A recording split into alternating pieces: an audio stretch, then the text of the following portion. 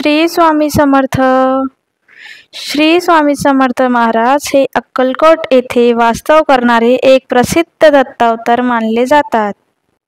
त्यांच्याविषयी अनेक भक्तकथा, चमत्कार आणि भक्तिसंग्रह प्रचलित आहेत.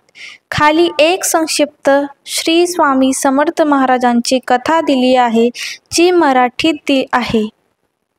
श्री स्वामी समर्थ महाराजांची कथा. अक्कलकोटचे श्री स्वामी समर्थ हे दत्तात्रयांचे अवतार मानले जातात.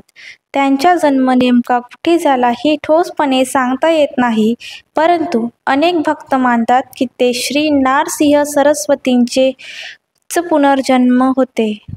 ते महाराष्ट्र, आंध्र प्रदेश, कर्नाटक या भागात भ्रमण करत करत अखेर अक्कलकोट येथे स्थायिक झाले. त्यांचे बोलणे कधी सौम्य, कधी रौद्र स्वरूपाचे असे, परंतु त्यामागे भक्तांच्या कल्याणाचीच भावना असायची. त्यांनी अनेक चमत्कार करून हजारो लोकांचे दुःख दूर केले. त्यांना काही सांगावे लागायचे नाही, ते नजरेतूनच सगळं ओळखायचे. व्हिडिओ आवडल्यास व्हिडिओला लाईक करा आणि शेअर करा. धन्यवाद.